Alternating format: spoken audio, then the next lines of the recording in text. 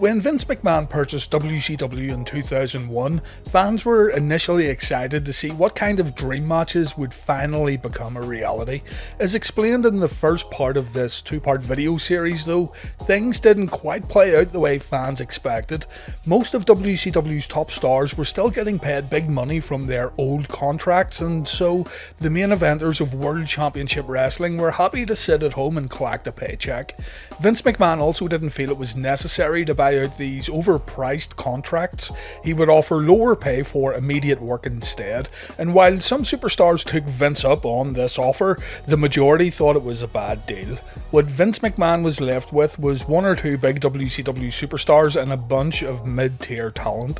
Vince had the option of waiting it out and letting contracts expire before he presented a WCW Invasion storyline, but this didn't happen, and instead Vince McMahon and the WWF creative team launched the WCW Invasion storyline in mid-2001.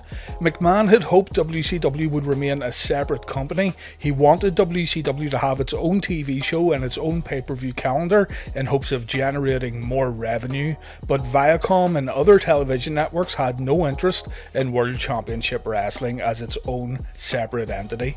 Had Vince waited it out until WCW looked more attractive with guys like Hulk Hogan, Bill Goldberg and Ric Flair, then maybe he would have had a chance. The lack of WCW talent was highlighted when a WCW showcase match pitting Buff Bagwell against Booker T was presented on WWF Raw. Fans in attendance booed the showdown from bell to bell, and McMahon noticed that the WCW that he was presenting was not what wrestling fans wanted to see. And so the Invasion storyline would carry on through WWF shows. The WCW guys, led by Shane McMahon, would go to war with the WWF as Vince McMahon tried to figure out what he was going to do with all of this extra talent. To bolster the WCW roster and to make World Championship Wrestling a more viable threat to the WWF superstars, Extreme Championship Wrestling was introduced to the storyline, and an alliance between WCW and ECW was created. Over the course of a few months, the main storyline on TV would centre around the alliance versus the WWF. The Invasion pay-per-view set the tone for what was to come. The show featured a series of matches pitting the Alliance against the World Wrestling Federation, and even though the Alliance won more matches than the WWF, they had a huge assist when one of the World Wrestling Federation's biggest stars at the time, and the company's champion, Stone Cold Steve Austin, defected and joined the coalition. This set off a ton of alarm bells. Vince McMahon and the WWF felt that the Alliance's headline acts were not big enough to carry the story on their own, and so a WWF guy was made the leader. Yes, Steve Austin had worked in ECW and WCW before, but he had become a household name during his time in the World Wrestling Federation, and also he didn't invade the WWF in the same way that guys like Diamond Dallas Page and Booker T did. What's even more alarming is how Steve Austin was booked during this time period. Basically, Steve Austin would ridicule and beat up his own teammates, making the Alliance look even more inferior while clearly showing that Vince McMahon's ego would not allow these WCW guys look like real threats. It was shocking how the WCW Invasion would end up playing out.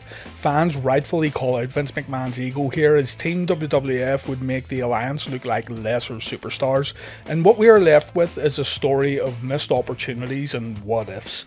I'd recommend checking out my previous WCW Invasion video before continuing on here. That video covered the early days of the Invasion and the Invasion pay-per-view itself.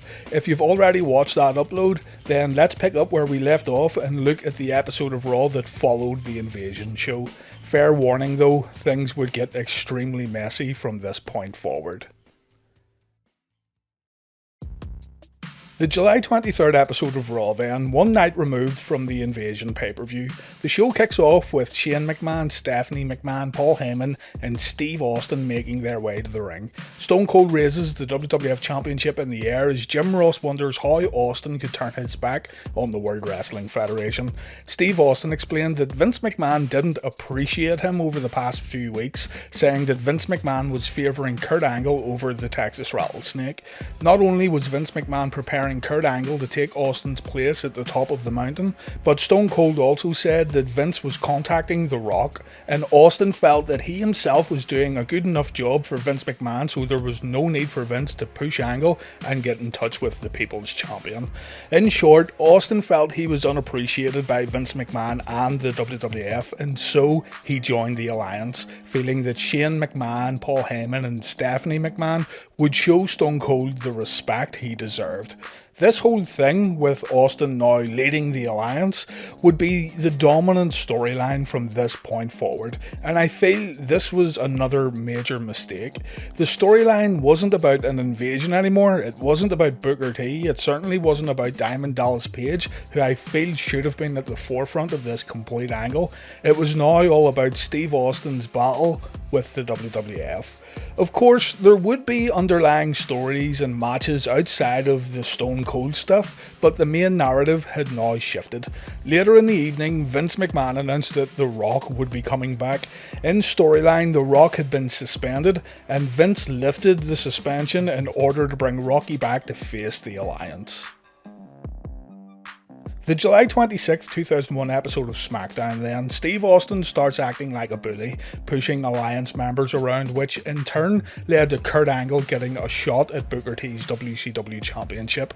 It was announced that The Rock would appear on the next episode of Raw, and Steve Austin made a fair point when he said The Rock might join the alliance upon his return. After all, Vince McMahon had screwed The Rock at WrestleMania 17, so there was maybe a chance that The Rock would become affiliated with WCW and ECW. Later in the evening, Kurt Angle and Booker T had a great match that saw Kurt Angle get a tap-out victory, meaning Kurt Angle, a WWF wrestler, was the WCW champion.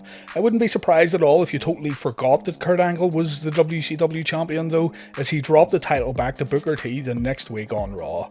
Of course, Stone Cold Steve Austin had to win the match for Booker T, interfering during the closing moments with a Stone Cold Stunner. Later on in the same broadcast, The Rock finally came back to Monday Night Raw. The Alliance wanted Rock to join up, Vince wanted Rocky to stay with the WWF and fight in the World Wrestling Federation's corner, so everyone waited to see which side The Rock would go to. Thankfully, Rocky stayed with the World Wrestling Federation. I admit it would have been interesting seeing a heel Rock and a heel Steve Austin try to take over the WWF, but at the same time, that would have been even further away from a WCW ECW invasion than what we already had here. This all led to Rocky getting a WCW title match at Summerslam, and the Great One would defeat Booker T to become the WCW World Heavyweight Champion at the biggest event of the summer. SummerSlam itself was just like the Invasion pay-per-view all over again. Every match but one featured WWF guys taking on WCW guys. The WWF were able to win 5 matches and the Alliance won 2, so you can already see the direction things were going in here. Edge defeated Lance Storm in a great opening match to retain the Intercontinental Championship. The Dudley Boys and a recently defected Test were able to beat the APA and Spike Dudley in a 6-man tag. Chris Jericho made Rhino tap out in a singles match. Rob Van Dam beat Jeff Hardy in an exciting ladder match to win the Hardcore Championship. The Brothers of Destruction defeated Diamond Dallas Page and Chris Kanyon, and in the main event spots, Kurt Angle beat Steve Austin in a WWF Championship match, however Angle won via disqualification, and as mentioned earlier, The Rock defeated Booker T to become the WCW champion. So SummerSlam ended with the WCW Championship being held by a WWF guy, and the WWF Championship was still being held by a WCW guy. You might be wondering at this point, why haven't I spoke about the other Alliance guys like Raven, Mike Awesome, Taz, Sean O'Hare and Chuck Palumbo, for example? Well, on the booking sheets, the other members of the Alliance were booked on the lower end of the cards and they were treated like a complete afterthought. I could talk about all their matches, but this video would go on way too long, but at the same time, it was all very irrelevant. The WWF treated the core Alliance like second-class wrestlers. Victories were few and far between, and when they did win, it was always with underhanded tactics. What kind of threat did the Alliance pose when they couldn't even win matches in a fair manner? Sure, you had your notable exceptions, mainly Rob Van Dam, but by and large, the Alliance got victories by cheating. On top of this, Stone Cold Steve Austin was booked to completely belittle the other members of the Alliance. I mean, Steve Austin made his teammates look like absolute chumps. From verbal bullying to physically attacking guys who were once company champions, it got painful to watch how the Alliance were made to look like lesser superstars. But I will say this, to his credit, Steve Austin's mic work during this time I thought was great, but that's also besides the point. You had someone like Diamond Dallas Page, a WCW original through and through, and one of the only true main eventers of the Alliance, and he was getting pinned by the Undertaker's wife on TV. Andrew Martin, who I made a video on recently, was given the strongest push out of the whole mid-card Alliance stable, and yet he was a homegrown WWF superstar. It's mind-boggling how the Invasion angle progressed over the course of a few months. I always try to see the flip side in wrestling though. If something's bad, I try to find the good, but the whole Invasion storyline is something that I see absolutely no upside with. Maybe the aforementioned push of Test and the booking of Rob Van Dam, but apart from this, there was absolutely nothing to get excited about, especially after seeing guys like DDP get destroyed so easily. Let's jump over to the next pay-per-view then, Unforgiven 2001, another show centered around the Alliance versus the WWF. The Alliance won 3 matches on this evening while the WWF picked up 5. The main event saw Kurt Angle defeat Stone Cold Steve Austin to become the WWF champion. The undercard featured The Rock defeating both Booker T and Shane McMahon to retain the WCW championship. The Brothers of Destruction defeated Chronic. Rob Van Dam gained another win by defeating Chris Jericho, and Rhino picked up the WCW United States Championship after defeating Tajiri. Christian also defeated Edge for the Intercontinental Championship on this show, and it's a match that comes recommended. The big story coming out of this show, however, was Kurt Angle winning the WWF Championship. Kurt was given a huge celebration afterwards with his family in the WWF locker room, but this was all nullified on the October 8th episode of Raw's War when Steve Austin got the title back with the help of WWF Commissioner William Regal. Regal would end up joining the Alliance afterwards, becoming the official WCW ECW Commissioner in the process. WWF No Mercy in 2001 was yet another Alliance versus WWF pay-per-view, and by this point, the whole angle was running on empty. Fans had grown tired of the storyline, and so plans were made to wrap things up. Rob Van Dam had been teasing a jump over to Team WWF, Steve Austin was getting a little weary of Mr. Monday Night, and so Rob Van Dam was added to a triple threat WWF Championship match that also featured Kurt Angle and the Texas Rattlesnake. Stone Cold was able to retain the title, and the Rob Van Dam defection to the WWF didn't go ahead. Earlier in the evening, WWF superstar Chris Jericho defeated WWF superstar The Rock to win the WCW Championship. So at this point, Alliance wrestlers weren't even competing for the WCW World Heavyweight belt. Undertaker also defeated Booker T on this same show. Survivor Series 2001 was used to end the Invasion storyline. Along with belts getting unified at this pay-per-view, a winner-takes-all Survivor Series match was booked in the main event. On the October 22nd, 2001 episode of Raw, Vince and Linda McMahon challenged Shane and Stephanie to a special Survivor Series elimination tag match, 5 Alliance guys versus 5 WWF guys. The losing side would be forced to disband. The following week on Raw, Kurt Angle joined the Alliance. The same Kurt Angle who got screwed over by Steve Austin at the Invasion pay-per-view, and the same Kurt Angle who had traded the WWF Championship with the Alliance's number 1 guy. What was Kurt's explanation? He didn't really have one. He just said he's a winner and Team WWF were a bunch of losers. Anyway, let's get this done with here so we can do some final analysis. Every match at the Survivor Series was an Alliance versus WWF affair. Some highlights included Edge being able able to unify the United States and Intercontinental Championships when he defeated Test. The WCW and WWF tag titles were unified when the Dudley Boys defeated the Hardy Boys.